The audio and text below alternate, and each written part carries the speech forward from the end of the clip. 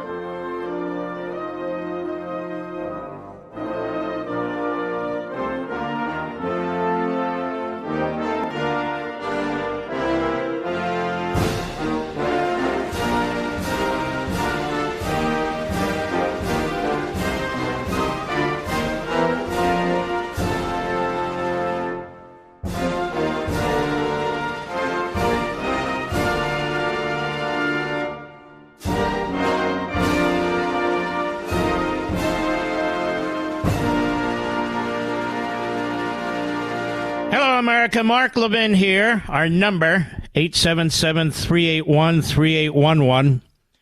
877-381-3811. I hope you'll stick with us. Believe it or not, all 3 hours. It's one of those shows. I know what's coming. You don't, but I know what's coming. You know, it's interesting in The Democrat Party Hates America. I have 2 chapters relating to Democrat Party racism, anti-black racism, and anti-white racism. But in both the chapters, I talk about the Democrat Party and anti-Semitism. Those of you who have and have read the book know what I'm talking about, but many of you have not, so I want to talk about this a little bit. And this is a kind of show where we need to go step by step and integrate one part with the other. And it all makes sense when I'm done. So the watchword here is patience. My wife says I have no patience, but the watchword here is patience. In early September 2016, writes Rabbi Yaakov Menken, managing director of the Coalition for Jewish Values in The Observer, he says the Obama administration reacted angrily to a video in which Israeli Prime Minister Benjamin Netanyahu pointed out that the Palestinian Authority intended to be, I can't even see, unfortunately, Judah Varon, ethnically cleansed of Jews.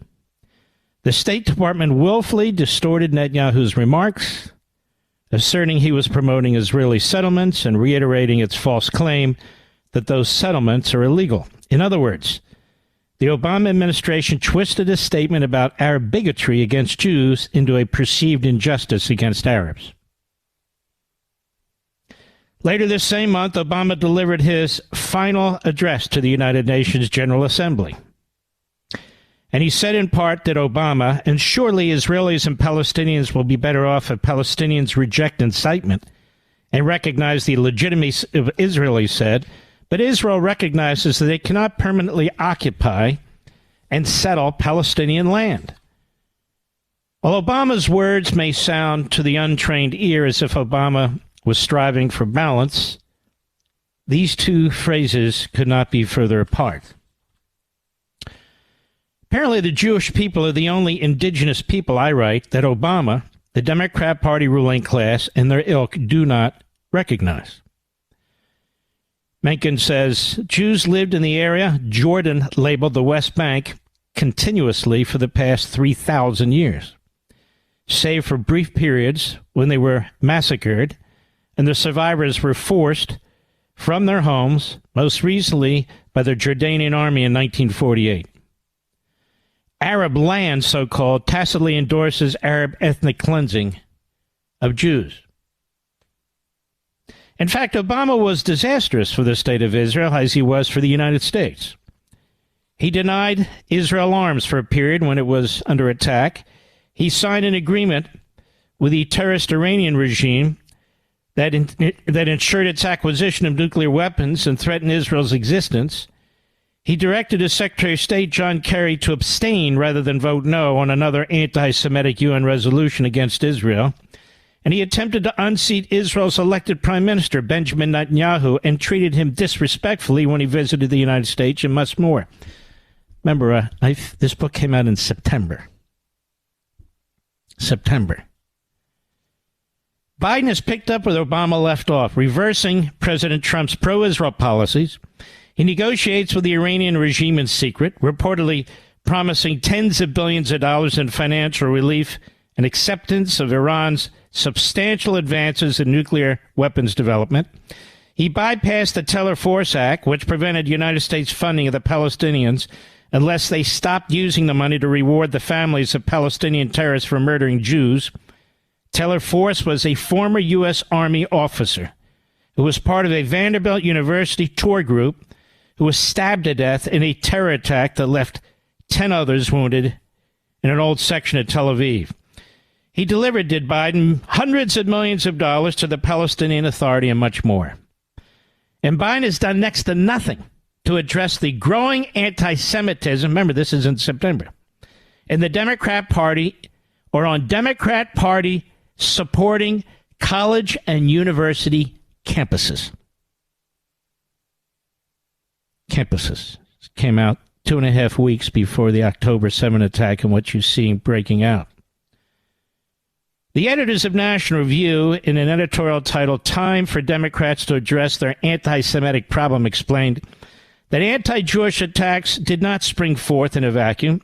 Increasingly, the American left has gone beyond mere criticism of the Jewish state, of the sort that is made against other nations, and adopted the kind of virulent strain of anti-Israel rhetoric that was once mercifully relegated to the far-left college campuses. In this environment, squad members like Ilhan Omar, Alexandria Ocasio-Cortez, Rashida Tlaib can falsely accuse Israel of being an apartheid state and of empowering U.S. military aid to target civilians and children, a new spin on the old blood libel, and experience almost no rebuke from their own party. And this is September.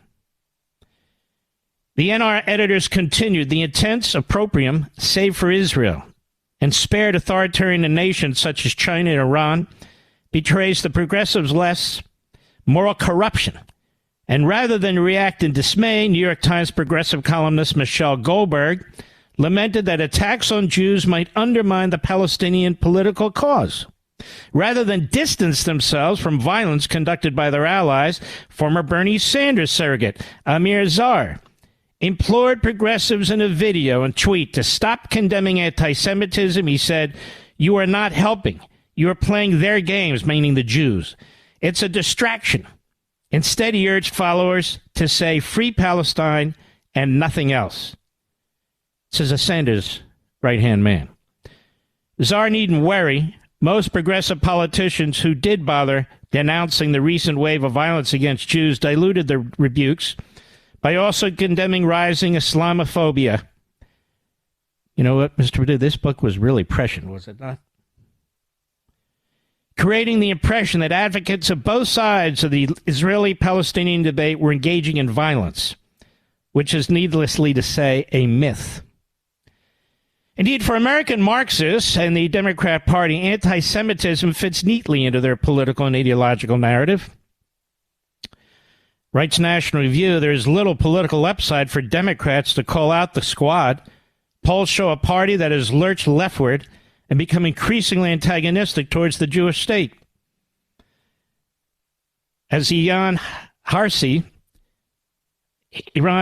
Ali recently noted, the Israeli-Palestinian conflict feeds into many of the progressive left's ideological biases. The narrative of the oppressor versus the oppressed, of the colonializer versus the colonialized, of the genocide perpetrator and system of supremacy. And do the Democrat Party leaders condemn what is taking place among their ranks? When it comes to Ilhan Omar and company, where's Nancy Pelosi? Where's Chuck Schumer or Dick Durbin?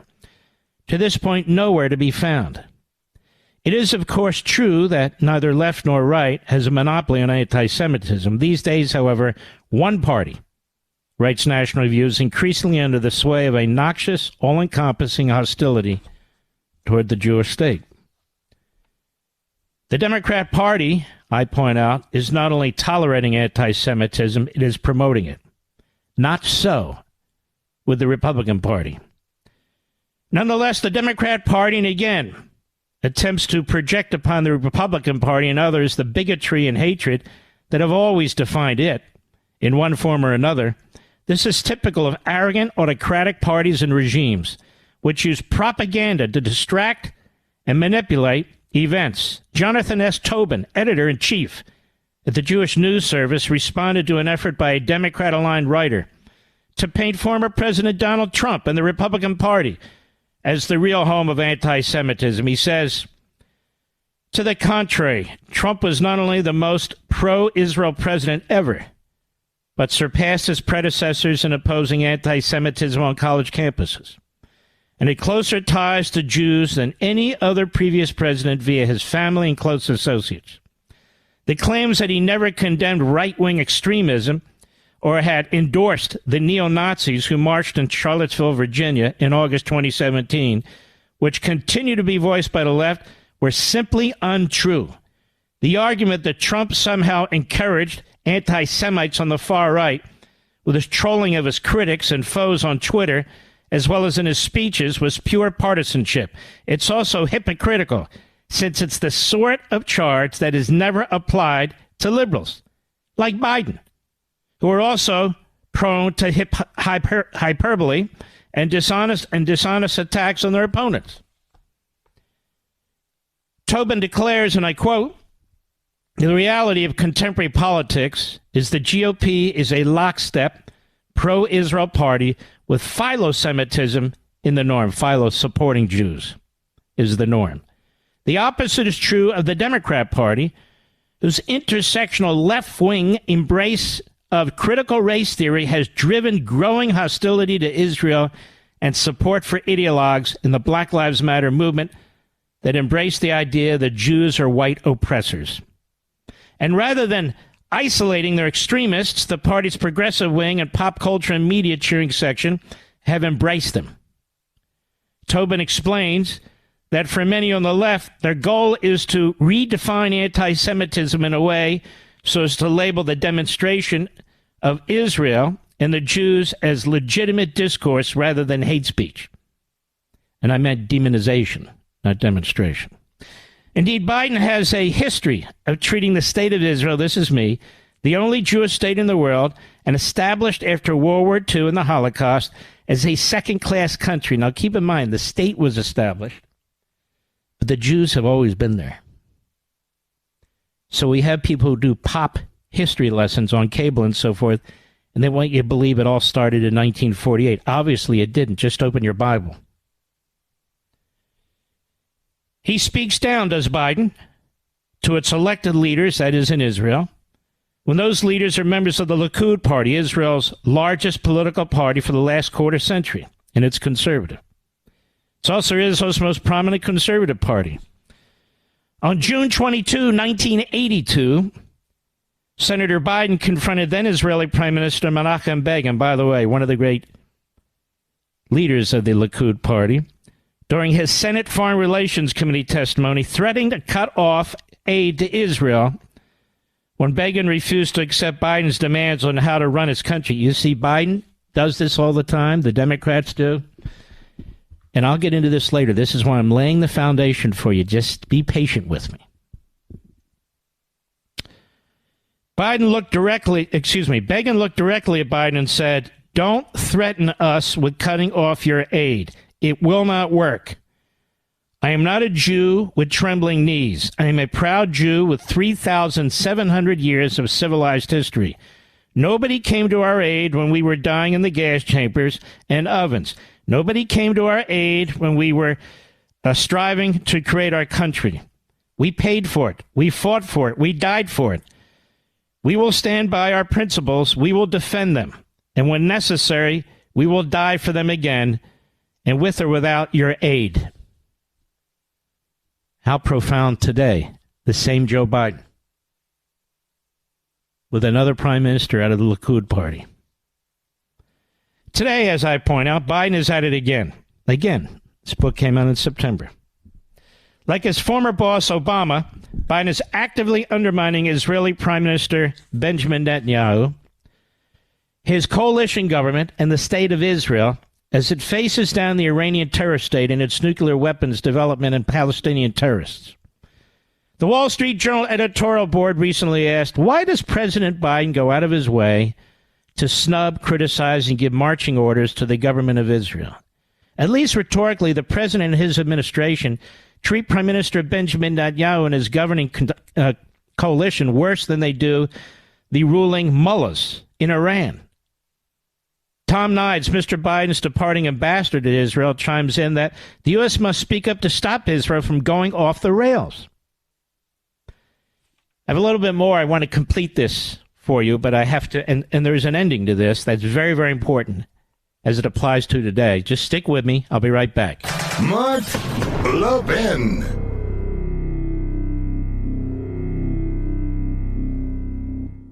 Have you seen the headlines lately? Third highest deficit in history. Digital dollar sparks uncertainty. We're living in an unpredictable world, but gold is still gold. It's weathered many storms. My gold gives me peace of mind. It's tangible. And I'm a firm believer in owning gold. My favorite gold company?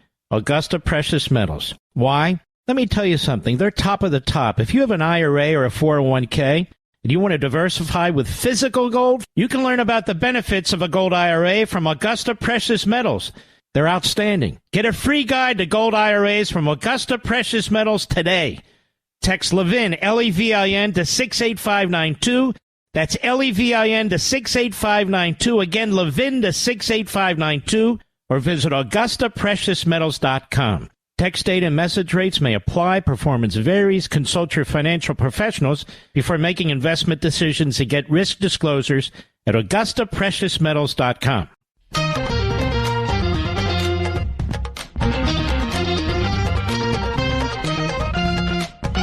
All right. The Wall Street Journal notes that Biden's Israel policy has been counterproductive. U.S. aid to anti-Israel international bodies has resumed, and all of Judea and Samaria and East Jerusalem is treated as occupied territory. This is now a liberal article of faith, but how does it advance peace to indulge Palestinians in the belief that Jews are interlopers in Judea at the Western Wall as well? Biden has not, I'm writing, and never will treat another country, especially an ally, with the kind of condescension and disdain he singularly saves for Israel and its democratically elected government. And despite his self-aggrandizing lies in which he claims a decades-long record of supporting the Jewish state, his motives are sinister and his contempt is obvious. In other words, Biden treats Israel as a second-class ally. The Jewish state as a second-class ally subject to control, interference, threats, and abuses like no other ally the United States has. Now, why is that? More when I return. Have you seen the headlines lately? Third highest deficit in history. Digital dollar sparks uncertainty. We're living in an unpredictable world, but gold is still gold. It's weathered many storms. My gold gives me peace of mind. It's tangible. And I'm a firm believer in owning gold. My favorite gold company? Augusta Precious Metals. Why? Let me tell you something. They're top of the top. If you have an IRA or a 401k and you want to diversify with physical gold, you can learn about the benefits of a gold IRA from Augusta Precious Metals. They're outstanding. Get a free guide to gold IRAs from Augusta Precious Metals today. Text Levin, Levin, to 68592. That's Levin to 68592. Again, Levin to 68592. Or visit AugustaPreciousMetals.com. Text data and message rates may apply. Performance varies. Consult your financial professionals before making investment decisions and get risk disclosures at AugustaPreciousMetals.com. The Mark Levin Show, live and national at 877-381-3811. I spent a lot of time Saturday, it's about 4 or 5 hours. And about a 4-hour Sunday, maybe Monday morning, this morning, reading 2 books. The first one is The Third Reich in the Ivory Tower, Complicity and Conflict on American Campuses. See, this is the first time. And the second book is Hitler's American Friends, The Third Reich Supporters in the United States. Now, when you look at, I can't read all these books on the air, obviously, but when you look at the table of contents, The Third Reich in the Ivory Tower, this is a fantastically important book. You can see that it's the same universities and colleges doing the same thing all over again.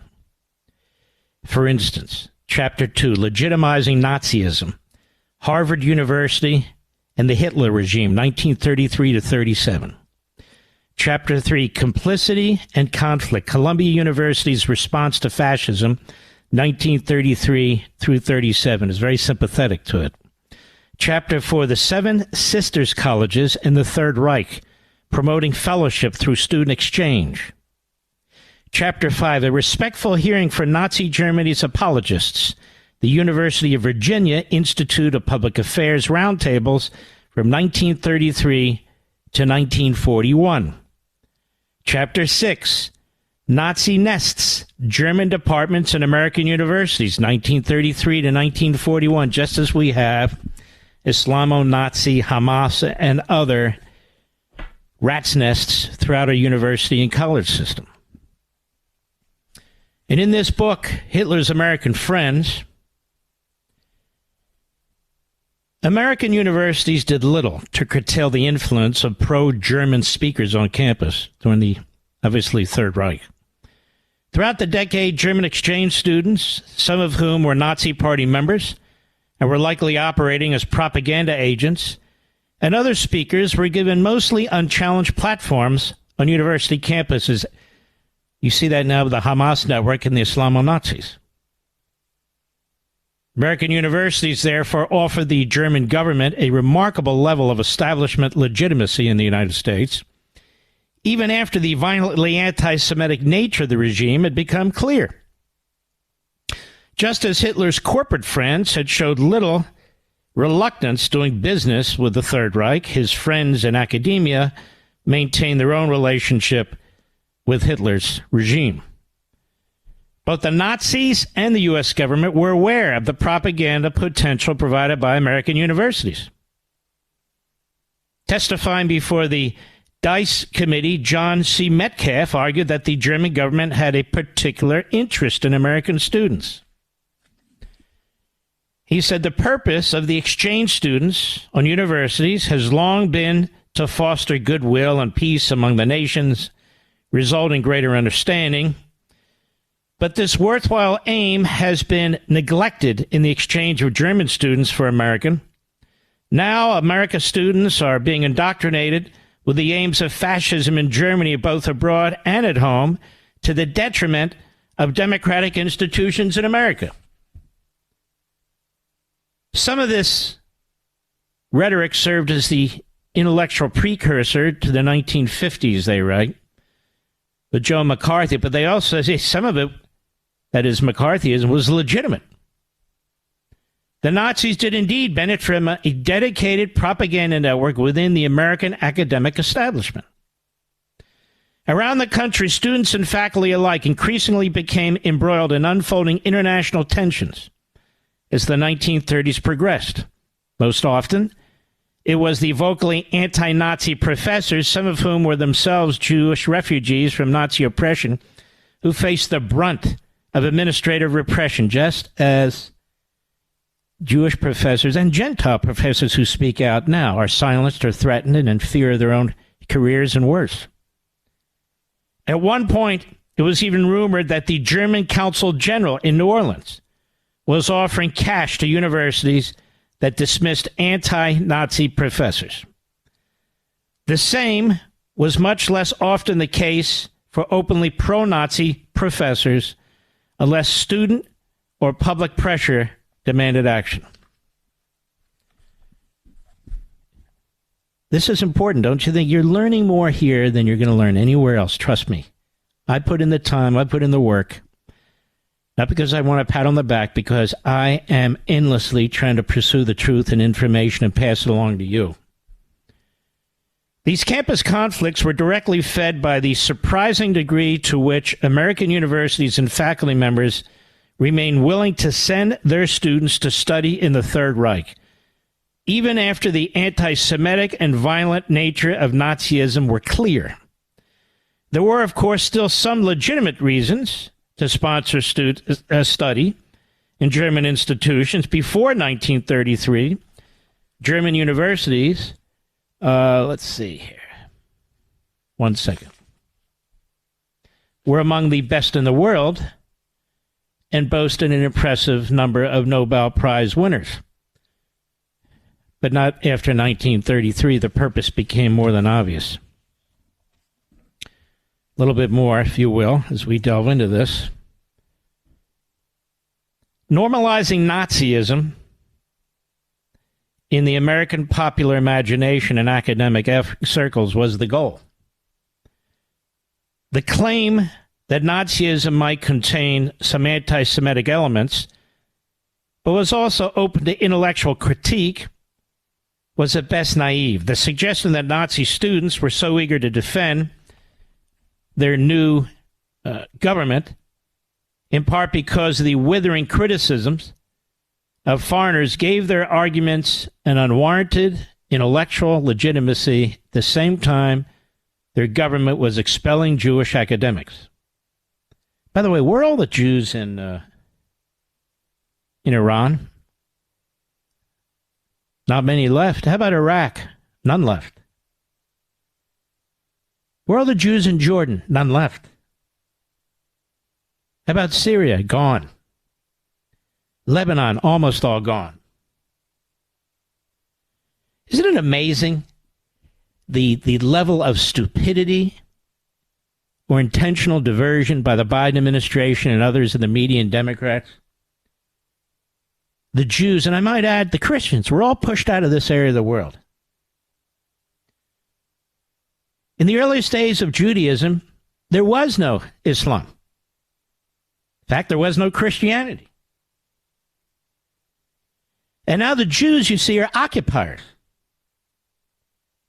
The insanity of this. And for the West to entertain this, for the Democrat Party to advance this, for Joe Biden to promote this, for Obama to promote it, is sickening. In 1934, left-wing muckraker John L. Spivak published a salacious expose entitled Plotting America's Pogroms that purported to expose Nazi plots in the United States. Based on a series of articles originally published in the radical newspaper New Masses, its seventh chapter was dedicated to exposing the, quote, hate the Jew campaign in the colleges, unquote. The allegations contained in it were explosive. After Hitler's rise to power, Spivak claimed, the German government set in motion a plan to spread Nazism and anti-Semitism in American universities. German exchange students would play one role in the plot, but the real threat lay in the use of domestic fifth columnists. I've been saying this over and over again. Our immigration system has imported Islamists. A lot of other people too, but Islamists for sure. Our immigration system has imported anti-Semites. Our immigration system has imported people who support the destruction of the United States of America. So what did this gentleman write? He said,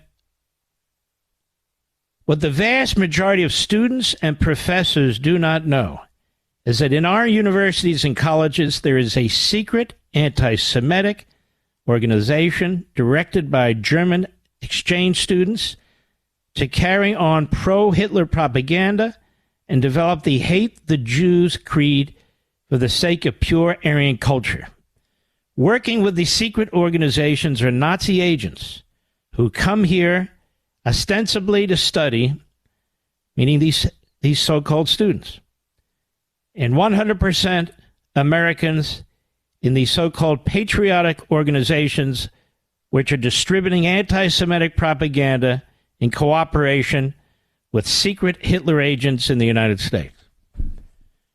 We know all about the Hamas network. I told you, it's not a conspiracy. They were wiretapped by the FBI. Look, here's the deal. The Palestinian Nazis who worked with Adolf Hitler and the so-called Grand Mufti, who was a Palestinian, they read Mein Kampf. They read it today. They captured a book, Mein Kampf, in one of the battles there in Gaza. There is, without question, an overlap between the Nazis and the Islamists. There's no question. That's why I'm the one who started calling them Hamas Nazis. The Hamas Nazis. Others say ISIS. No, they're the Hamas Nazis. This is who they are. And what I'm trying to point out is, in the 1930s, the Hitlerian Nazis were in our colleges and universities. They were also supported by significant so-called leaders in the Democrat Party. It's happening in our country today. These people didn't just show up. This isn't just about wokeism. I just wish some of my colleagues in radio and Fox would understand. This is intentional. This is paid for. This is brainwashing. And this is what's taken place. This group, CAIR, and other organizations, front groups for Hamas and these other terror operations, they have succeeded. This is why I spend endless hours on this radio show, on the Levin TV, on the Blaze, on Fox, talking about this, talking about our media. Our media are doing the same thing they did during the Third Reich and the Holocaust. These college campuses, although they're more blatant, the individuals are more numerous, they're more aggressive, are of the same ideology. We've imported our enemies. And so when people say, we're not going to bring more people from that part of the world in here, and they're attacked, who are they attacked by? The media, the squad, the same people who brought us to this position. And so rather than saying we have a huge problem with immigration, we have a huge problem with our colleges and universities, we have a huge problem with our media, we have a huge problem with the Democrat Party, the current president of the United States.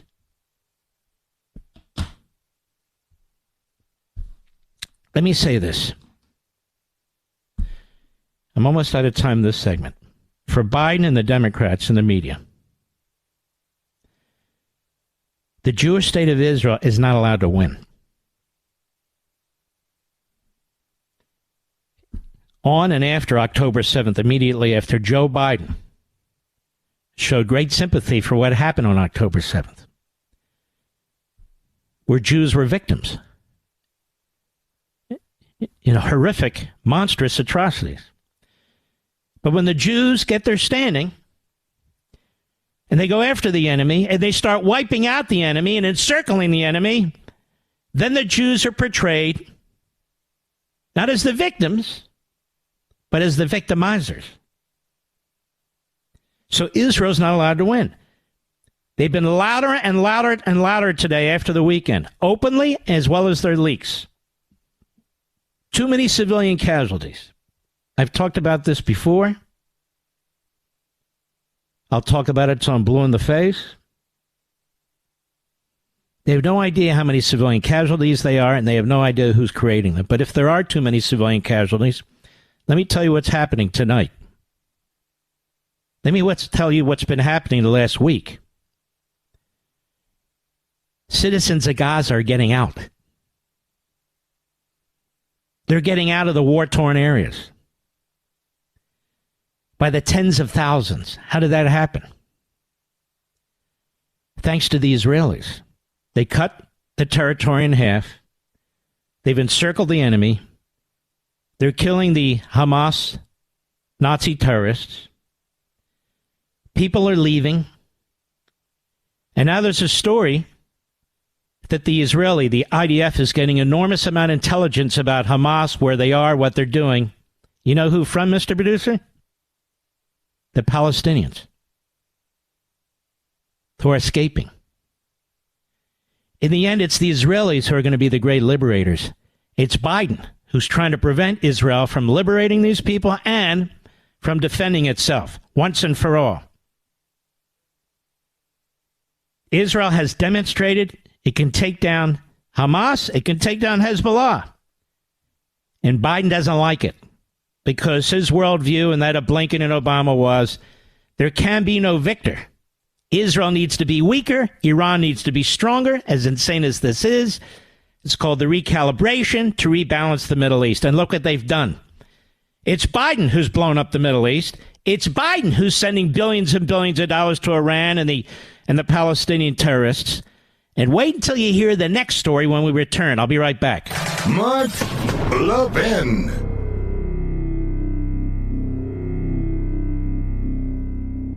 Have you seen the headlines lately? Third highest deficit in history. Digital dollar sparks uncertainty. We're living in an unpredictable world, but gold is still gold. It's weathered many storms. My gold gives me peace of mind. It's tangible. And I'm a firm believer in owning gold. My favorite gold company? Augusta Precious Metals. Why? Let me tell you something. They're top of the top. If you have an IRA or a 401k and you want to diversify with physical gold, you can learn about the benefits of a gold IRA from Augusta Precious Metals. They're outstanding. Get a free guide to gold IRAs from Augusta Precious Metals today. Text Levin, Levin, to 68592. That's Levin to 68592. Again, Levin to 68592. Or visit AugustaPreciousMetals.com. Text data and message rates may apply. Performance varies. Consult your financial professionals before making investment decisions and get risk disclosures at AugustaPreciousMetals.com.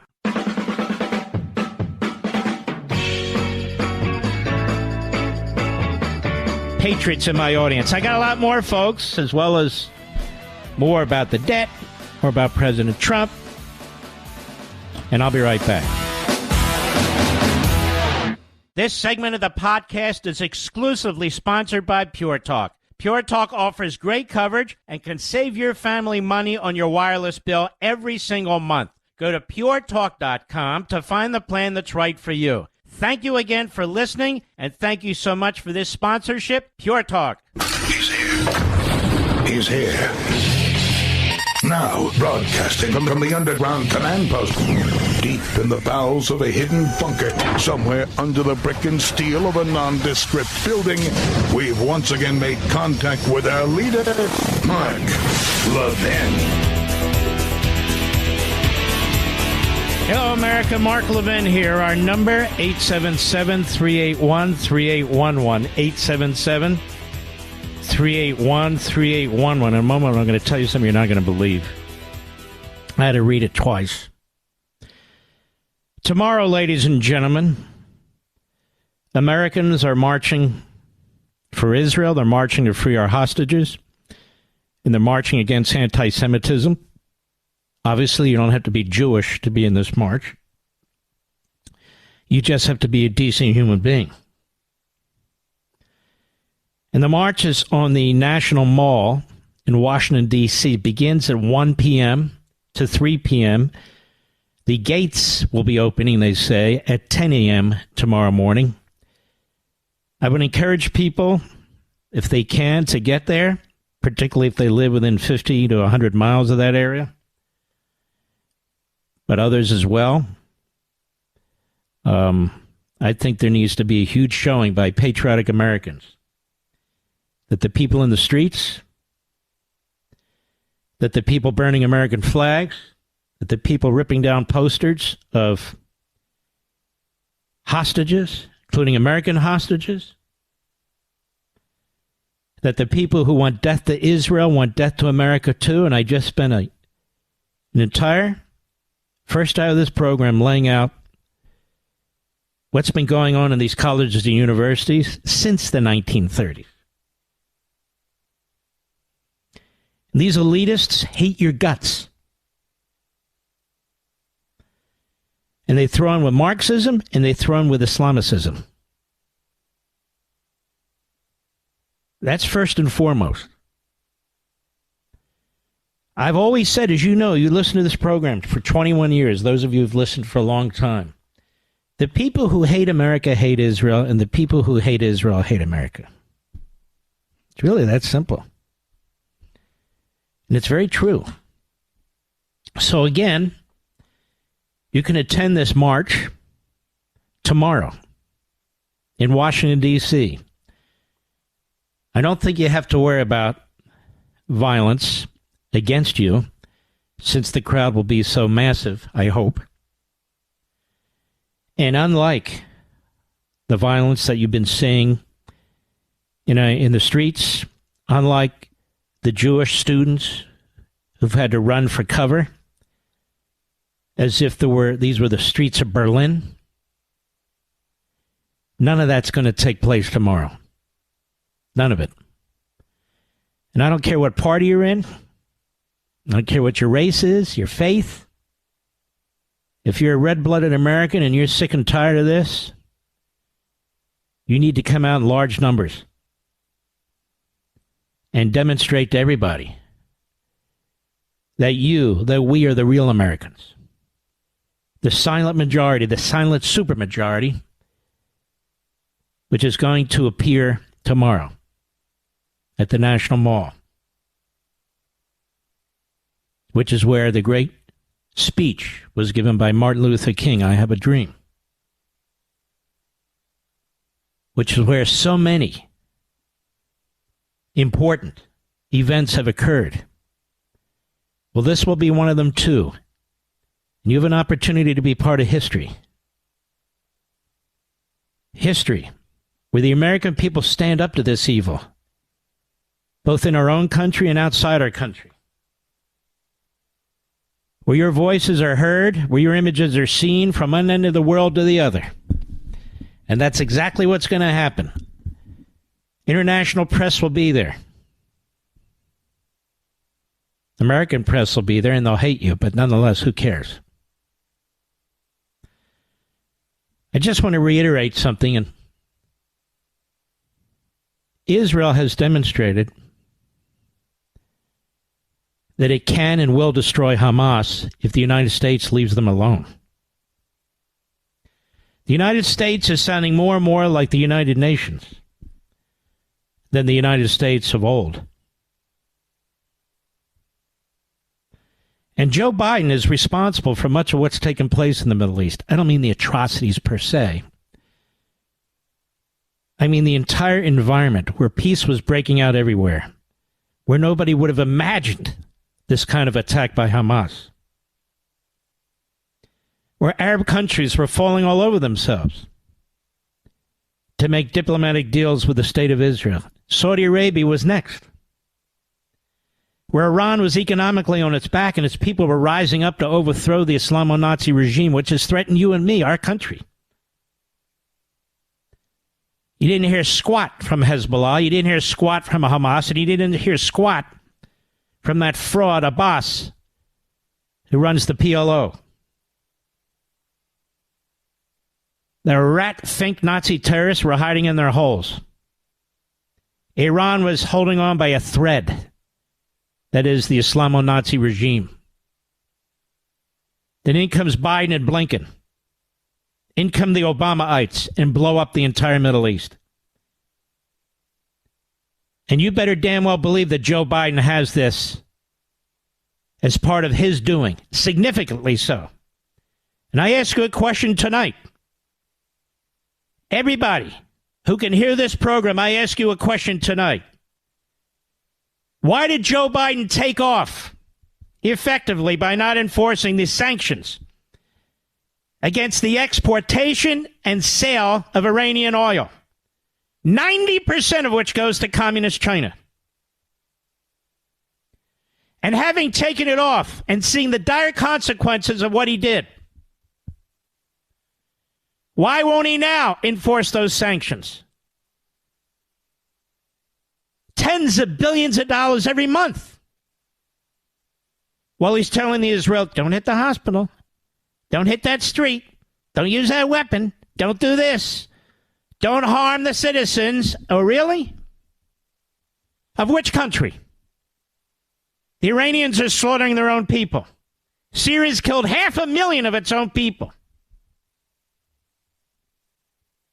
Yemen. The Houthis have slaughtered by the tens of thousands Arab Muslims. Peace was breaking out. Who is it that has done more harm to the citizens of the Middle East? Obviously, the Arabs and the Muslims.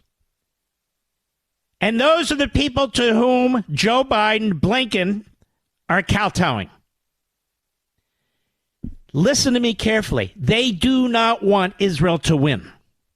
They're not. You want to know the truth? All these lieutenant colonels and brigadier generals and retired three-star, they're all on TV. And what are they? Israel doesn't want another front. Let me ask you a question. Does Israel sound like it's afraid of another front? Hezbollah keeps firing artillery missiles into Israel, keeps firing missiles into Israel. And what is Israel supposed to do? So they send their jets out there to take out these little rat nests, and they use their artillery to do it. And Israel is admonished by the United States.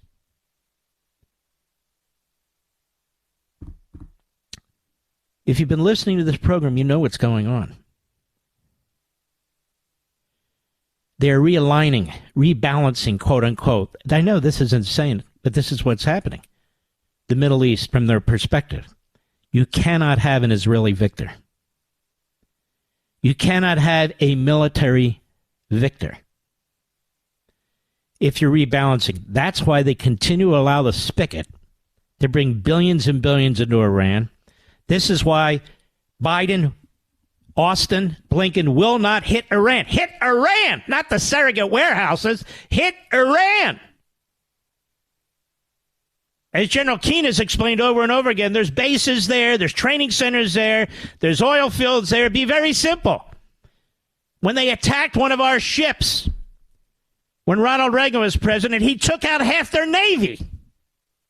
And we never heard from the Iranians again. Half their Navy. Escalating. Sometimes you have to escalate to ultimately de-escalate. That is, sometimes you have to escalate to punish evil, and you succeed. And that causes de-escalation. In the middle of a war, you don't start de-escalating.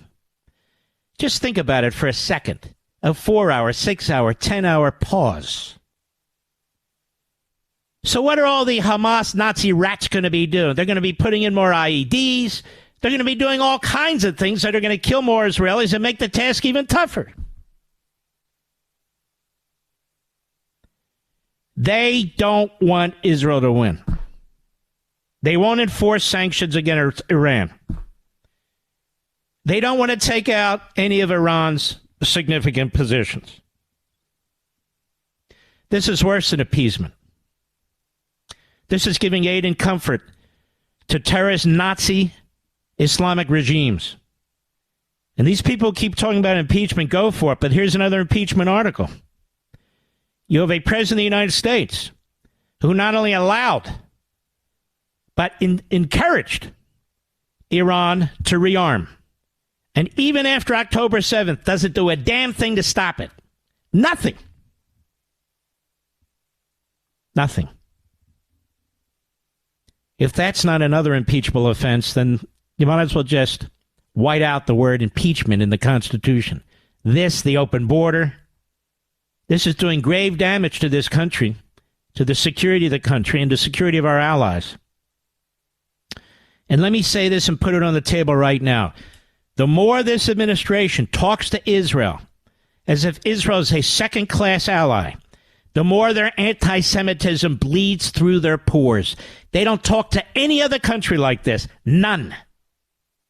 He's going to meet with Xi in San Francisco. Let's hope he doesn't give California to the communists. But he's going to meet with Xi. If he mentions the atrocities against the Muslim population there, it'll be in hushed tones. It'll be very diplomatic. If he mentions it. He certainly won't mention it to Turkey. He certainly doesn't mention it to Qatar. These people slaughter their way to the top, and they keep their people down by brutalizing them.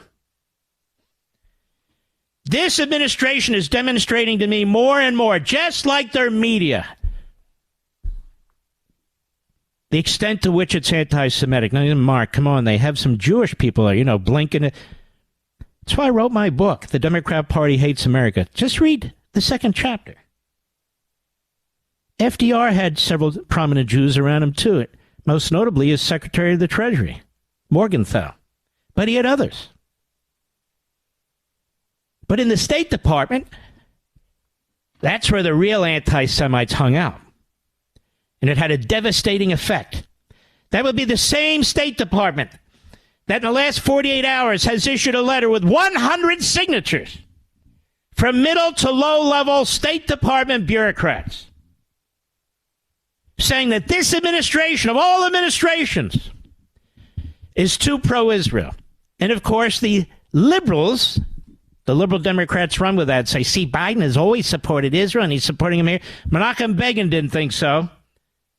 Benjamin Netanyahu doesn't think so, although he won't say it and can't say it. I can. The State Department is where the real anti-Semites hang out. In this administration, in Franklin Roosevelt's administration. That's a legacy that they have over there. They have country desks. All right, you take care of Iran, you take care of Iraq, you take care of Saudi Arabia, you take care of this, you take care of that. And then they have the one Jewish desk, the one Israel desk. There they are, 24, 25 Arab and Muslim desks, and there's the little desk for Israel.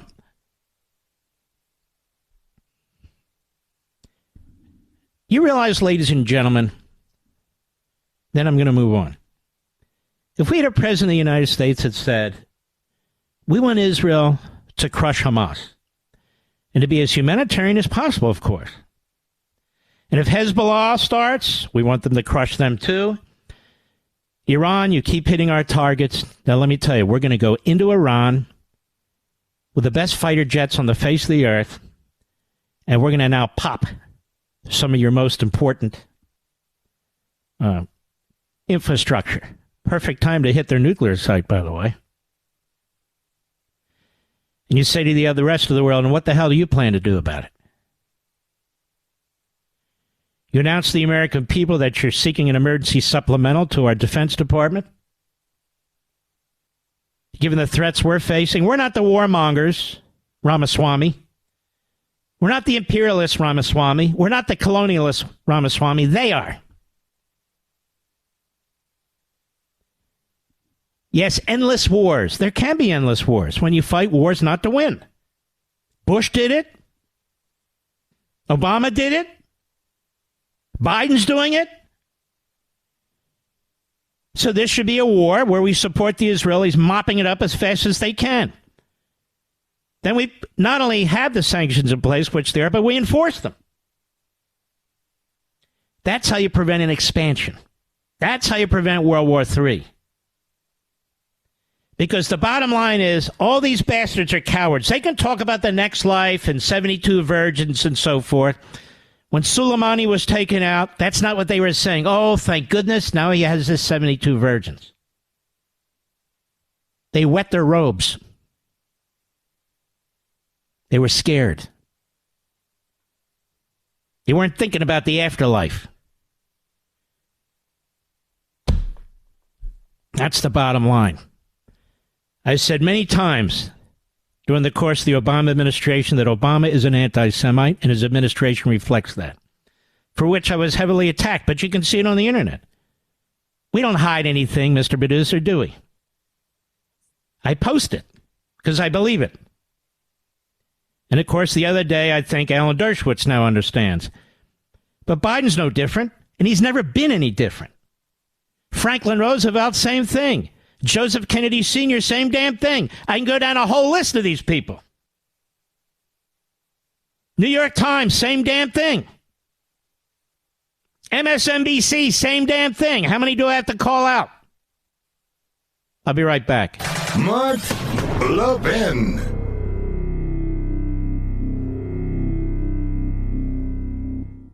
You want a killer Black Friday deal? I got one for you. Free Moto G5G phone from Pure Talk. No gimmicks, no trade-in necessary. Just sign up for Pure Talk's unlimited talk, unlimited text, 15 gig data plan, just $35, and get the Moto G5G phone free. But here's the deal. You need to move fast because these phones will be gone by the end of the month. So if your current phone is on life support, upgrade for free with Pure Talk. Enjoy 2-day battery life, an exceptional quad pixel camera, and a whole lot more. Just go to puretalk.com/Levin, Levin, to get this exclusive offer and to select the plan that's right for your family. Remember, Pure Talk gives you America's most dependable 5G network at half the price. So make the switch today. Go to puretalk.com/Levin, that's /Levin, to claim your free Moto G5G phone with qualifying plan. Again, puretalk.com/Levin. Pure Talk, simply smarter wireless. Here's a headline. Washington Free Beacon, one of the great sites by Adam Credo, one of the great writers. Ready for this? The Biden administration may approve a sanctions waiver this week that will allow Iran to access at least $10 billion in previously frozen funds held in Iraq. A closely watched decision that comes just a month after the Tehran-backed terror group Hamas slaughtered the Jews in Israel. I'm hoping by my bringing this up, it will cause enough outrage to stop this if I'm in time. $10 billion. Biden puts no limits on Iran. No conditions on Iran. No leaks against Iran. No public statements against Iran. Only the Jewish state of Israel. $10 billion in previously frozen funds. They're actually debating it and thinking about it. If that doesn't disgust you, I don't know what will. I'll be right back. You want a killer Black Friday deal? I got one for you. Free Moto G5G phone from Pure Talk. No gimmicks, no trade-in necessary. Just sign up for Pure Talk's unlimited talk, unlimited text, 15 gig data plan, just $35, and get the Moto G5G phone free. But here's the deal. You need to move fast because these phones will be gone by the end of the month. So if your current phone is on life support, upgrade for free with Pure Talk. Enjoy 2-day battery life, an exceptional quad pixel camera, and a whole lot more. Just go to puretalk.com/Levin, Levin, to get this exclusive offer and to select the plan that's right for your family. Remember, Pure Talk gives you America's most dependable 5G network at half the price. So make the switch today. Go to puretalk.com/Levin, that's /Levin, to claim your free Moto G5G phone with qualifying plan. Again, puretalk.com/Levin. Pure Talk, simply smarter wireless. The Mark Levin Show, where the Reagan Coalition meets every day. Call now, 877-381-3811. First of all, I want to thank all of our affiliates out there for being as loyal as you are.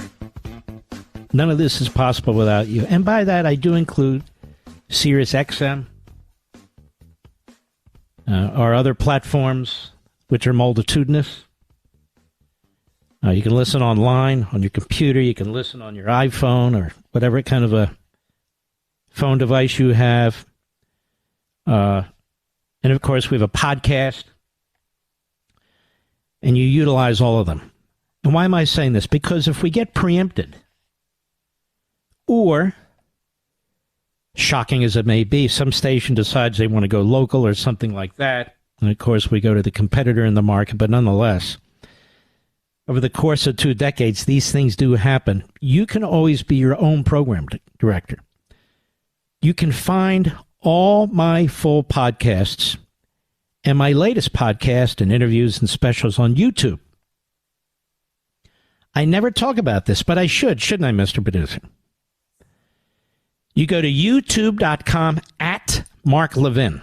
youtube.com @Mark Levin. I messed it up already. You go to youtube.com Mark Levin Show. YouTube.com at Mark, Levin show, or just search Mark Levin show on YouTube. It's that simple. And we've got numbers going through the roof over there, and I never even talk about it. So again, that's youtube.com at Mark Levin show, or just go Mark Levin show in YouTube.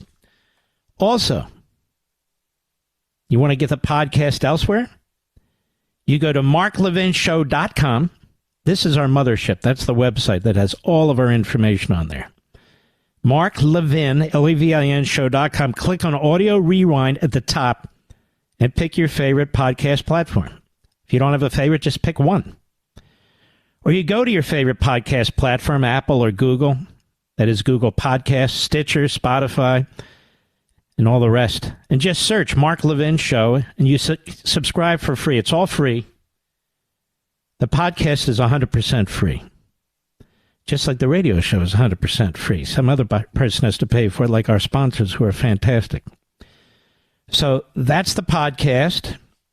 That's where you can find it on the various podcast platforms. That's YouTube, where you can find it all on YouTube. So if you ever have an issue, you go, damn it, he's preempted, or damn it, where do I find him? Some little backwoods station dropped him. Now where do I go? Go where everybody else goes. The podcast is growing. I don't even talk about it, and it's growing. And the podcast takes the radio show and has different sponsors, some overlap on the sponsors. It's a bit repackaged, so people who may not be in their car, may not be at the dinner table, they may not have the radio on, that sort of thing. People who exercise, people the next morning, people who run. People tell me all the time who listen to the podcast, that's how you do it. That's how you do it. By the way, I'm working on something else that's interesting. I can't really explain it yet, but I think you're going to love it. I want to get the right partner. The right partner to do it.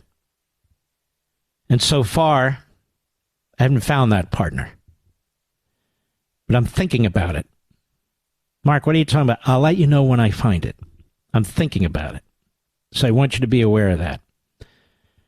Mr. Producer, where am I now? You there? Are we done with commercials, I mean? All right. Hamas ally CAIR, which has a very tight association with the Democrat Party and the media and the federal government. Paul Sperry has written about this like nobody else over real clear investigations. And he's got a piece up there from the other day. Hamas ally CAIR has been operating with impunity inside America for 30 years. For 30 years. And he points out, on Saturday afternoon, CAIR helped rally more than 100,000 Muslims in D.C. to instead condemn not the slaughter of the Jews on October 7th, but Israel, for supposedly carrying out genocide in Gaza in response to October 7th attack. And you can hear this from Democrats and the media. You can hear it from Biden and Blinken. Of course, they have a right to defend themselves, but then again, they don't. Multiple speakers called for the destruction of Israel. This is CAIR, and by implication, the Jewish people there, by demanding Palestinians take all the lands from the Jordan River to the Mediterranean Sea. Nihad Awad, who's the national executive director of CAIR, he was at that meeting in Philadelphia with the other Hamas figures, terrorists. And that's where they hatched the idea of creating CAIR, as well as infiltrating our colleges and universities and the media. And they've done a great job of it. And this guy Awad was front and center, delivering a fiery speech bashing Israel and Biden for not calling on Israel to stop bombing Hamas targets inside Gaza, which he called genocidal attacks. Remember, this guy is Hamas. He threatened to hurt Biden at the ballot box in 2024 if he does not urge a ceasefire. So they're blackmailing Biden. Either you allow us to slaughter the Jews in Israel without repercussions, or we're going to vote against you. That's what we have in the United States now. Just like the 1930s. Just like the Nazis had infiltrated our schools and our media. And the New York Times sat silently, as did the rest of the media. Notice there's no exposés of Nihad Awad. He said, "We have discovered the language that Biden understands. No ceasefire, no votes," he bellowed to the crowd, which erupted in a chant repeating his words. Also, Awad promised to provide legal support to Muslim Americans who protest in support of Palestine. "We are with you. The people of Gaza rely on your voices and activism." Where are you getting that money from, Niwat Ahwad? Where are you getting the money from? Well, according to that meeting you had in the 1990s in Philadelphia at the airport Marriott, I think it was, you're getting your money from overseas. If I'm wrong, just show us. Protesters later marched on the White House, where they defaced the white brick gate of the executive mansion with red paint, symbolizing the blood of Gazans who have died from the Israeli army's counterattacks. Awad is on record declaring his support for Hamas. At Barry University in 1994, for example, he said, "I am in support of the Hamas movement." CAIR did not respond to requests for comment, but without addressing specifics, it has previously argued, is not a front group for Hamas. Yes, you are. You're a front group for Hamas. The White House declined to comment, while the FBI claimed charging CAIR executives would be without its authority. Really? It's amazing, isn't it? Amazing what they charge Trump with, or protesters in January 6th with. But these guys, they can't find a reason. While CAIR is now a mainstay of American politics, headquartered just 3 blocks from the U.S. Capitol, with 35 offices across the country. That's how ubiquitous this movement has gotten. Its history reveals its close connections with terror groups such as Hamas. As detailed in the 2009 book that Paul Sperry authored, Muslim Mafia. Co-authored with counterterrorism expert P. David Gobaz, Muslim Mafia inside the secret underworld that's conspiring to Islamicize America. Boy, was he right on. And the story began in a Palestinian refugee camp in Jordan in the 60s, where Awad and co-founder of CAIR, Omar Ahmad, were born. They both came to the United States for university studies. You get it? University studies. By 1992, Ahmad was a key member of the so-called Palestinian Committee in America, which helped finance Hamas. According to a 1992 letter from the Gaza Strip, Hamas asked the committee for money to buy, quote, weapons. Weapons are brothers. And the letter continued, quote, "The meaning of killing a Jew for the liberation of Palestine cannot be compared to any jihad on earth." In other words, there's nothing more important. We talked about the FBI with the wiretaps in 1993, documenting the incarnation of CAIR. And according to the court testimony agent, Laura Burns, testified that Ahwad and Awad and other leaders who gathered there hatched a scheme to disguise overseas payments to Hamas. And there he is, Ahwad. And even though the FBI knew this and so forth and so on, Obama had them to the White House repeatedly. Biden has.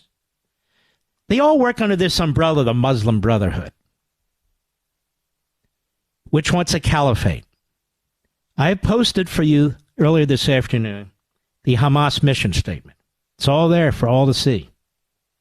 For Jake Tapper to see, for Andrea Mitchell to see, for Joe Scarborough, for all the fantastic Jew-hating hosts at MSNBC, for them all to look at it.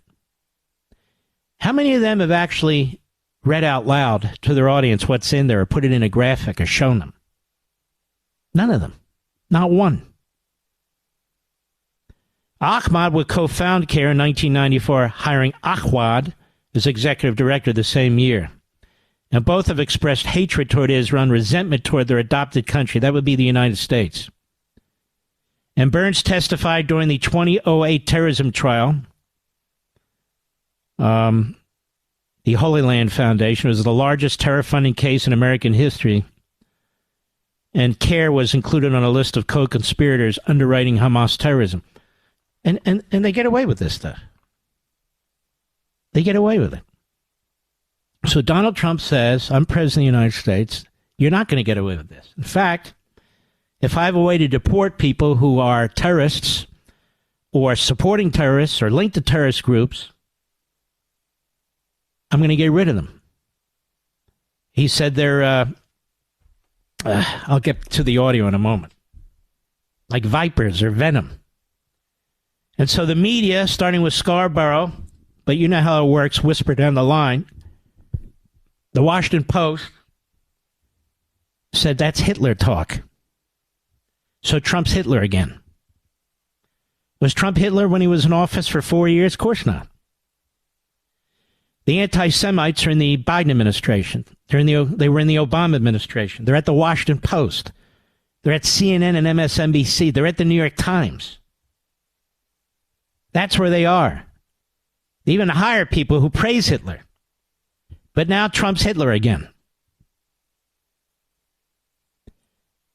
So the real Hitlerians slaughter Jews. The Jews fight back. And now the Jews, they say, are slaughtering citizens. Trump, the greatest friend Israel's ever had in the Oval Office, now he's Hitler. See how it works? So who's Goebbels in all this? That would be the American media. The big lie, just repeated. I'll be right back. Mark Levin.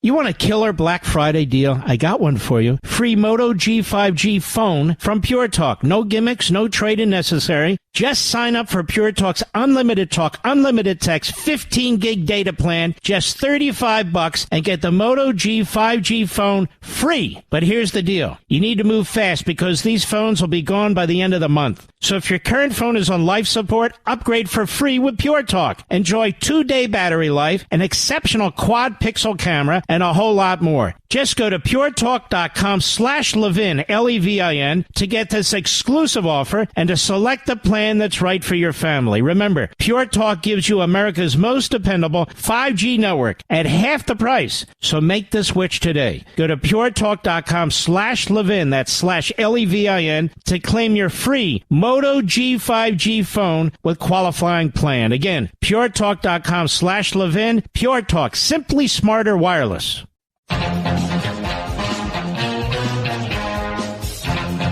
Let's see here. There was something I wanted to... Oh, here it is. What have we been talking about? Immigration? Migration? Over at a hot air, David Strom, MIT didn't suspend protesters violating rules because they could be deported. Pro-Hamas protesters on the campus of MIT were warned that if they didn't disperse, they were violating campus policies that prohibited interfering with academic activities and the free movement of students. In other words, they were targeting Jewish students. The Jewish students couldn't come on campus through the main entrance. They had to be rerouted to other entrances. Once the protesters finally dispersed, the administration decided not to follow through on their threats to punish the students for violating their policies.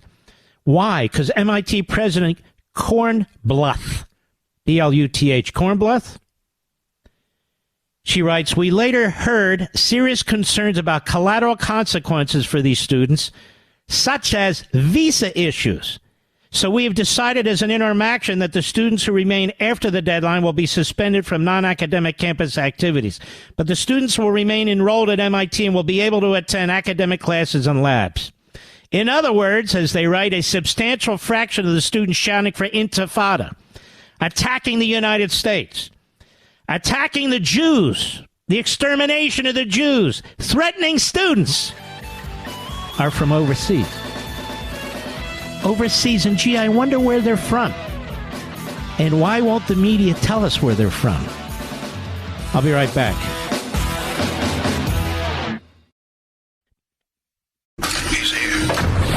He's here. Now, broadcasting from the underground command post, deep in the bowels of a hidden bunker, somewhere under the brick and steel of a nondescript building, we've once again made contact with our leader, Mark Levin.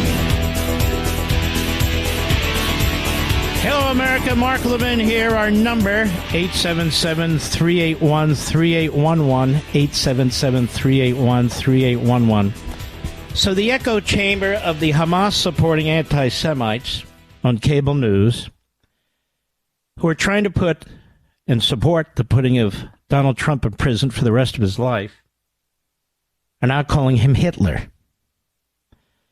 The only president to ever have Jewish children and grandchildren, who would win an election by a landslide in the only Jewish state, who was president for 4 years and did nothing to suggest he was Hitler.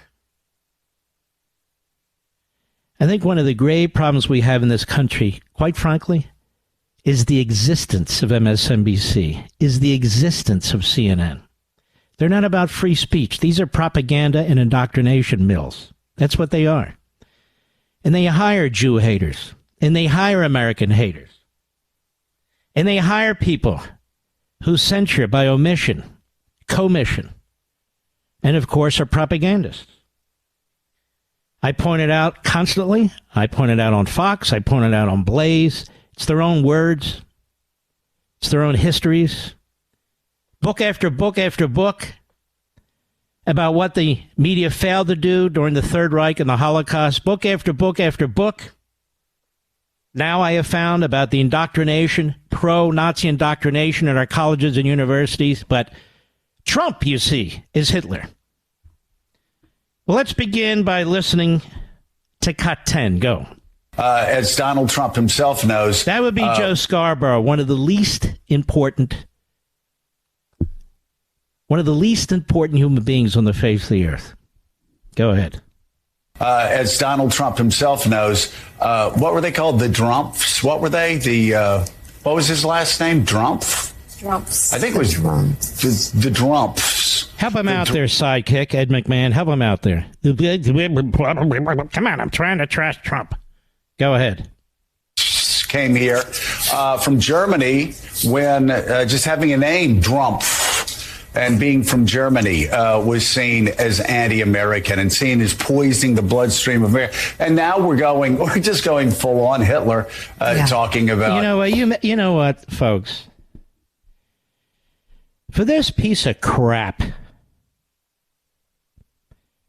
to throw going full on Hitler, and for his wife, whose father was a real anti-Semite in my view in the Carter administration, for him to talk like this, full on Hitler, while he sits that fat ass of his on MSNBC, when he has hosts that have said the most horrific things about Jews, at least three of them, is sickening, full on Hitler. And these are the people who just keep stoking evil in this country more and more and more. He won't be condemned. The New York Times actually hires somebody who's promoting Hitler. Fires them, then hires them back. You didn't hear a word about that on MSNBC. You didn't hear a word about Hassan and what he said in the past. You don't hear a word about Joy Reid, 1, 2, 3. That's at least 4 anti-Semites. And what she said. And he sits there on his fat ass, Joe Scarborough, talking about Trump. They're dehumanizing Trump as much as they can. Scarborough used to have his head so far up Trump's butt, it was coming out of his right nostril. But he offended them. Oh, we're sorry, Joe. Barely articulate, barely literate Joe. Then this, by this phony historian who's been giving advice and writing speeches for Biden without telling you. John Meacham. It's a fraud. Cut 11, go. John, I think he should probably pay some royalties to Mussolini's family trust. Listen to this. Because when he's rooting out communist, Marxist, radical left vermin, destroying the country, he's lifting it from Mussolini and other fascists from the past. No, he's not. No, he's not. Tell me something, Scarborough. There was an operation that was conducted during Eisenhower's presidency. We've talked about this several years ago. I didn't give it this name. They did, called Operation Wetback. And Dwight Eisenhower is often cited by the radical left Democrats and historians as a great man, a great president, a moderate Republican. He issued a military order. He wanted all illegal aliens rounded up, whether they were taken out of their homes, their businesses, it didn't matter. It didn't matter their age, didn't matter what they were doing. It didn't matter what agriculture said or any other businesses said. And he said, get them out of the country. They're here illegally. And that's exactly what they did. 1 million people were deported. Now, they'd been deported before. They would move them over the border, and then they would come back. But that's not what he did this time. He moved them deep into Central and South America with the United States military.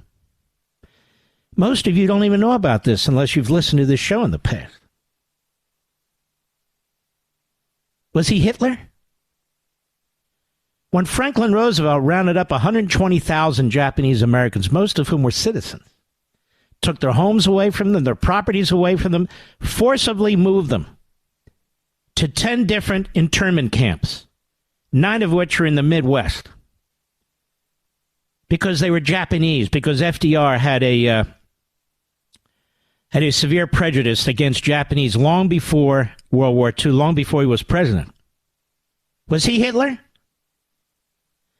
Joe Biden today on the southern border is allowing fentanyl to come into this country and kill 100,000 Americans a year. He's allowing criminals to come in, potentially terrorists to come in. The inhumanity that's going on that southern border is almost unspeakable, to little kids and women being sold into sex slaves. They used to jump on Trump about cages. Cages? You see what's going on today? Is that Hitler? Is Biden Hitler? But Trump uses the word vermin, and he's Hitler. And the Democrat Party and their media are telling you, if he's elected, we're going to lose our democracy. He's going to turn the Justice Department against his political enemies. First of all, that's exactly what's happened today. Secondly, he will get more resistance than you could imagine out of that Department of Justice. The Democrat Party owns the Department of Justice. But that aside, it's funny how they don't call real Hitlerians Hitler, many of whom are in their own business. Journalism.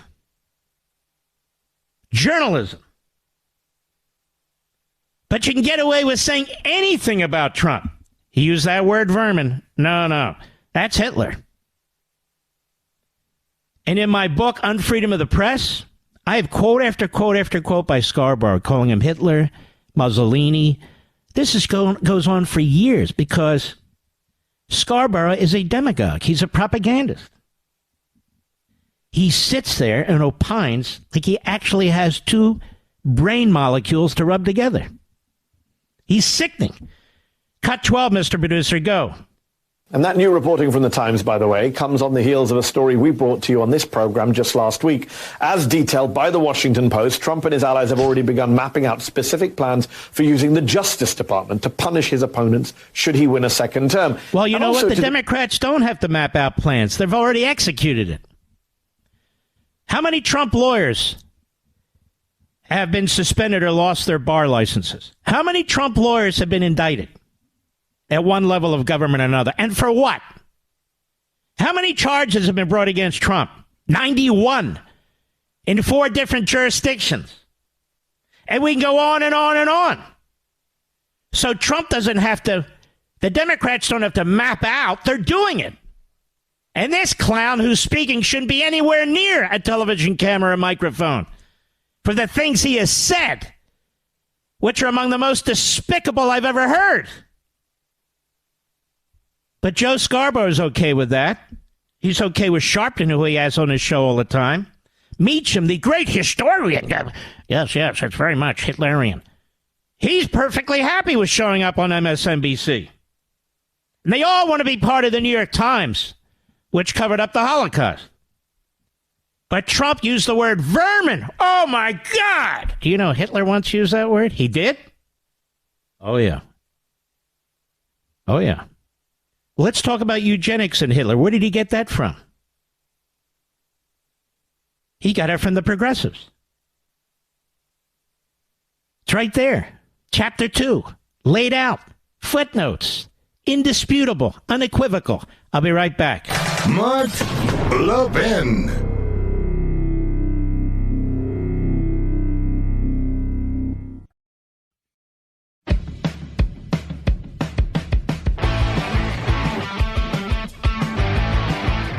Welcome back, America. We're here with Florida's governor. I call him America's governor, Ron DeSantis. How are you, sir? I'm doing good, Mark. And before I forget, people can go to our website at rondesantis.com, rondesantis.com, if you're interested in helping us out. Thanks. All right. You know, Governor, I watch these debates. I talk about these debates. I try to follow this election as closely as anybody can. And I have to say, you're running on your record as the governor of Florida, which is quite consequential. In fact, you've done so many things, and I am a resident of Florida as a result of you being governor of Florida, that you could barely list them all. And yet, Nikki Haley was governor for a long time in South Carolina, and she never runs on her record. She doesn't bring it up. If she does bring it up, she's very defensive about it. What do you make of that? Well, look, Mark, at the end of the day, are you somebody that's producing results or are you just in office to bide time? And my view was when I sat down at the desk in the state capitol when I first took office as governor, I looked around the office and I said, I don't know what SOB is going to succeed me, but they're not going to have anything to do because I'm taking all the meat off the bone. I'm not going to waste any time. I'm going to get all this stuff I promised done. And I've done that. Everything I promised I would do, I have delivered on. And these are very consequential things. As you mentioned, I think somebody like Nikki Haley, she's running away from her record as governor because her main task as governor, as she saw it, was to recruit investment from the Chinese Communist Party into South Carolina. She was the number one ranked governor at bringing in China into her state when she was governor, and she actually, South Carolina gave away land to the CCP 5 miles away from a military base for them to do a business venture there, and that was very consistent. She went to China with the World Economic Forum back in the day. She took other junkets there, and this was something she wrote a love letter to the ambassador when she was governor saying what a great friend China was. So that's very consistent. That was her worldview. That was what she did. Now she's trying to say she's a completely different person on all that, and she's trying to run away from it. She's also never gotten involved in a fight and actually fought on behalf of conservatives and won. I mean, for example, we've done things in Florida like protect girls and women from having boys and men go into their bathrooms and locker rooms. When she was governor of South Carolina, she killed a bill that was being proposed that would have provided those protections. And so this is just a pattern with kind of how she does things, doesn't stand up when it matters, is basically catering to the more liberal Republican donor class. Now, this Republican donor class is interesting because I was watching one billionaire on TV, and it was bizarre. Sometimes I wonder how these guys get to be billionaires, but that's just me, Governor. Anyway, first he said he supported Trump. Then he supported you. Then he supported Tim Scott. Now he's supporting Nikki Haley.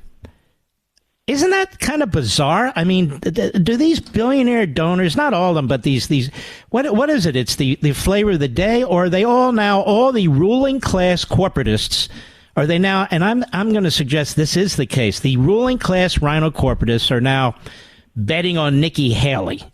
A lot of them are, no? Well, I think there's a couple things. One, I think the fact that a guy like me, I'm not just saying this stuff on China. I've backed it up. We banned China from buying land in Florida since I've been governor. We have kicked them out of the universities, things like Confucius Institutes. So we're very serious about decoupling this country from China and obtaining our economic independence from China. There are people on Wall Street that don't like that. They've made a lot of money in China, and even though it's weakened our country, they want to continue doing that. So I do think that that's part of it. The other part of it, I think, is that they just want a candidate that they're able to control. So when they need something, they're able to say, you need to do this. Whereas with me, there have been articles written the whole year about how donors are frustrated that I'm standing on principle, such as when we're standing up to Disney about keeping sexualization of our curriculum out of Florida schools, particularly for these young grades. I mean, I have a 6, a 5, and a 3-year-old at home that my wife and I are raising, and it is totally inappropriate to tell a first grader that they were born in the wrong body or that their gender is a choice. And so when the left is trying to do that, we're fighting back in Florida. We're standing up for parents. Disney fights us. I think a lot of these guys expect you to just bend the knee because it's a big, powerful corporation. I will not do that. I'm not going to subcontract out my leadership to a woke corporation based in Burbank, California. So we stood up, we fought back, and we won that battle. And I definitely think a lot of them do not like that. So, but here's the thing. Leadership's just about doing what you think is right for the right reason. Let the chips fall where they may. These donors, fine, they can support who they want. But what I find is over the long term, people do gravitate to leadership. And when they see that you're willing to follow through true north, there's a lot of support out there. So do not try to twist yourself into a pretzel just to please some of these guys. But I noticed the Gerald Ford wing of the Republican Party is kind of piling up on you. The Chris Christies, the Sununus, the Peggy Noonans, and I'll say the Hellys and so forth. Why is he fighting these culture wars? Didn't the culture wars come to you? It's not like you were looking for the culture wars. CRT, DEI, ESG, the whole alphabet soup, the brainwashing of our children, the sexualization of our children. Disney, Nikki Haley said, come to South Carolina. That's when I finally said, wait a minute, what's that all about? So in other words, they are not prepared in their own states. They are not prepared at the national level to take on this cultural rot that's taking place. Well, I think what's happened is the left, anytime they can get a hold of an institution, they are going to do that, and then they are going to manipulate that institution to be able to advance their agenda. So it used to be the case back in the day where corporations weren't pursuing any political agendas. They were basically just trying to earn profit for their shareholders and return value for their shareholders. And so, yeah, I mean, you probably would just say, you know what, you guys do your job. But when you're in a situation where you have these asset managers like BlackRock using these things like so-called ESG, they're trying to impose an agenda on society without our consent. They are trying to change our society. They are trying to undermine our rights with their agenda. So as a leader, you can't just put your head in the sand and say, oh, well, we're just not going to get involved in that. You got to fight back. You got to defend your folks against these aggressions. So people say somehow, oh, fight culture war. Like, look, they're coming after us. I've got to take a hard break. We'll be right back with Governor Ron DeSantis. Mark Levin, the thunder on the right. Call in now, 877-381-3811. Governor Ron DeSantis, you've taken on Iran. You've taken on Hamas. Even though you're a governor, you decided to go your own way on these vaccines. You decided to go your own way on immigration with respect to Biden. I mean, Florida has a significant population, very significant economy. Now, you signed into law today, as I understand it, the biggest expansion of Iran sanctions in America. You've also passed a spending initiative in order to protect these Jewish day schools and religious institutions generally, as well as synagogues. Do you want to tell us about that? Yeah, we've always had, since I've been governor, strong sanctions against Iran. But in the aftermath of the October 7th attacks, we looked and said, clearly these attacks would not have happened had Biden not relieved sanctions and allowed the oil sales to Iran. Any money they get, they're going to plow into terrorism. So is there more that we can do from the state perspective? And look, we're one state, but if Florida were its own country, we'd be the 13th biggest economy in the world. So we do carry some weight. So we work with the legislature to do a special session of the legislature, expanded the sanctions in every direction we could to try to choke off any money going from Florida to Iran in any way that we can think of creatively. And I hope other states will do the same. Obviously, Biden should be doing way more at the federal level. He can choke off money going into the regime if he wanted to, but he has this delusion that somehow they're going to end up doing a deal with Iran. Now, we also did the protection, additional funding, and we've been doing this since I've been governor, protecting Jewish day schools.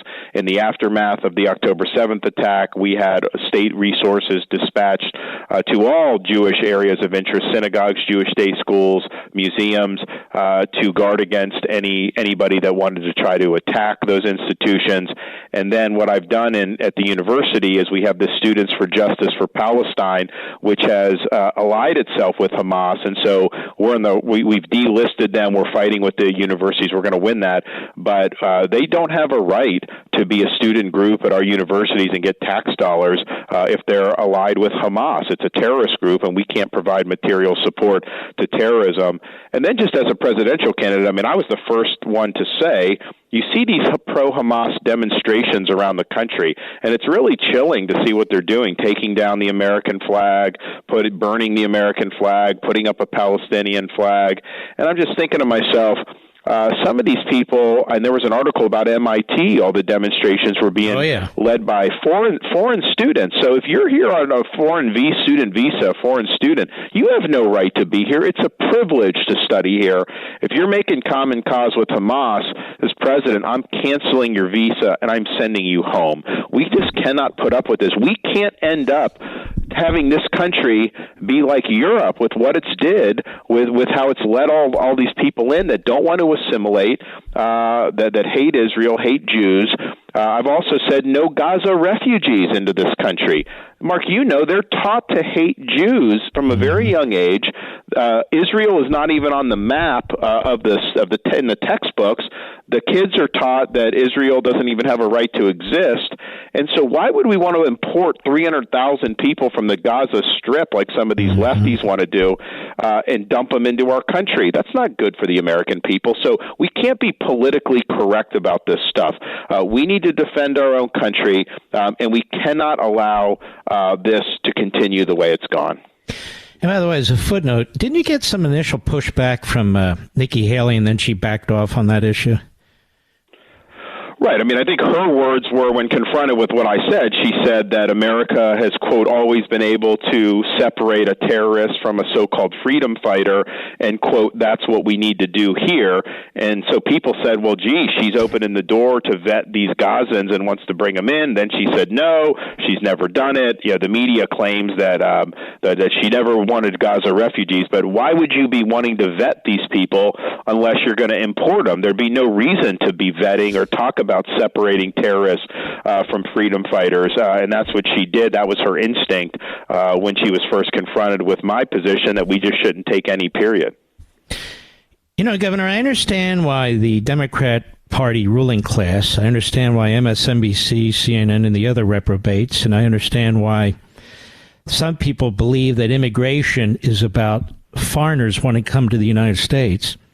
But historically, from our founding almost up to recent times, slightly before our current times, immigration was a privilege, and you don't get to come into the United States unless it is known that you're going to contribute to this culture and this society, let alone be hostile to it, let alone march against it and so forth. And yet the hardcore left, whether it's the media, the Democrat Party, and quite frankly, corporatists and others, they don't seem to get it. Immigration isn't a freedom that's accorded overseas to anybody who wants to come here.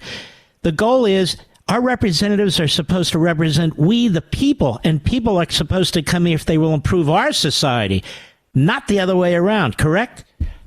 100%. It's all about whether it benefits the American people or not. And of course, throughout our history, we've obviously had times where the country has benefited from people coming here who've worked hard and really embraced the American way of life. There's no question about that. But if you don't believe in our founding principles and you do not want to assimilate into this country, you should not be let into this country. And I think what Europe has done over the last 10, 15 years is they've imported a lot of people who do not want to assimilate into those societies, who do not share the values of those societies, but are bringing their own culture, a foreign culture, and they're replicating that in these European places. You look at Germany, they have more anti-Semitism today than any time since Hitler, and it's not because a lot of the native Germans, a lot of it is done through the immigration that they've done to import people that have those views. So we've got to get real here in the United States. We've got to stop being politically correct.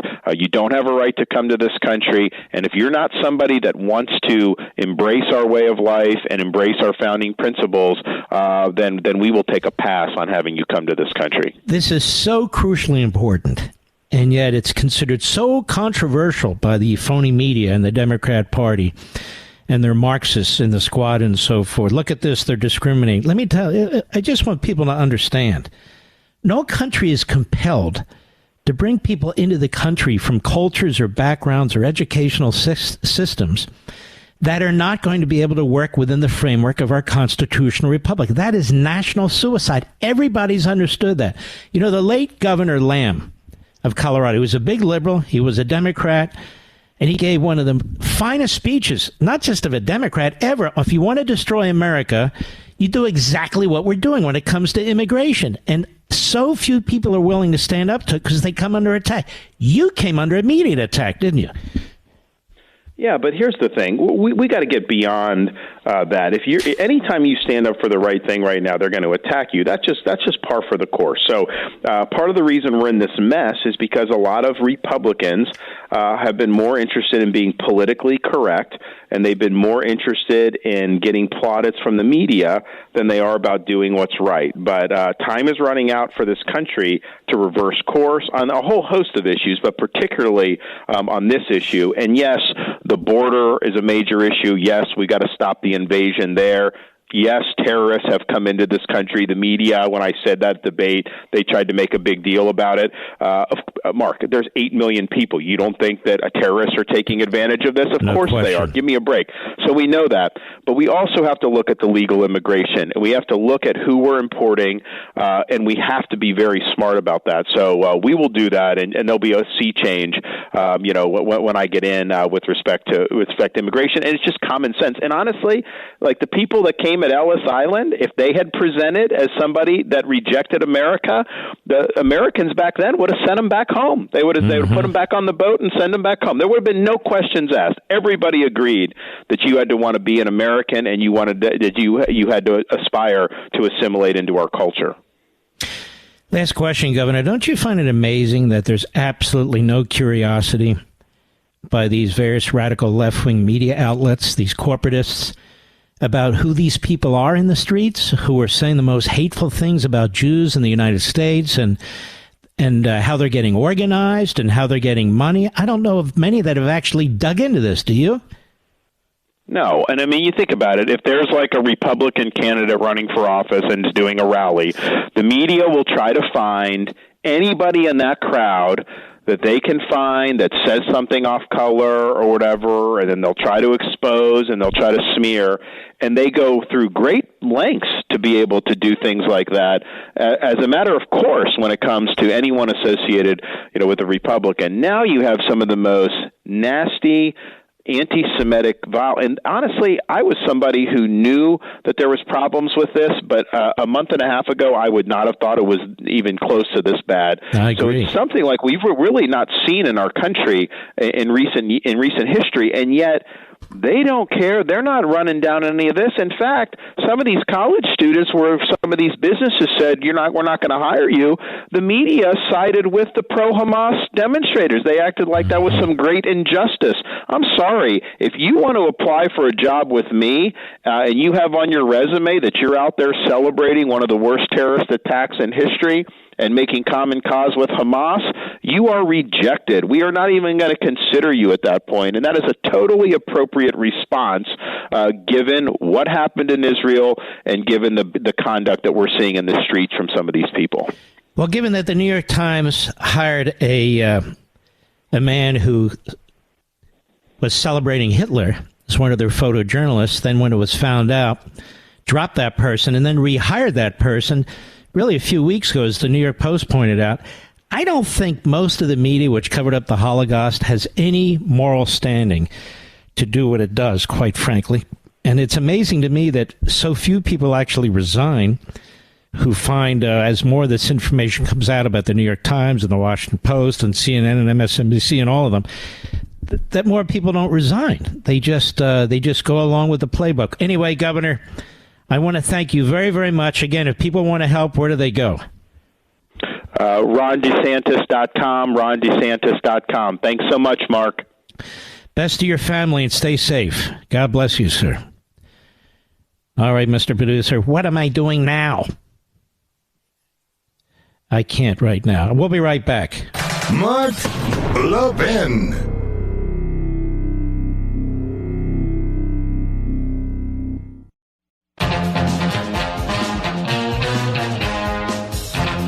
He's a good man.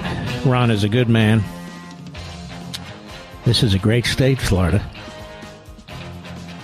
This state could have had a income tax put in place. The culture could be running to hell like it is in every other state in the union, quite frankly. Even Tennessee, where my kids are. Even Texas. Even Georgia, where Kemp is. But not in this state. There's a whole different mindset here since he's become governor. So I don't believe that should be diminished in any respect. I know these primaries are tough, but a record is a record.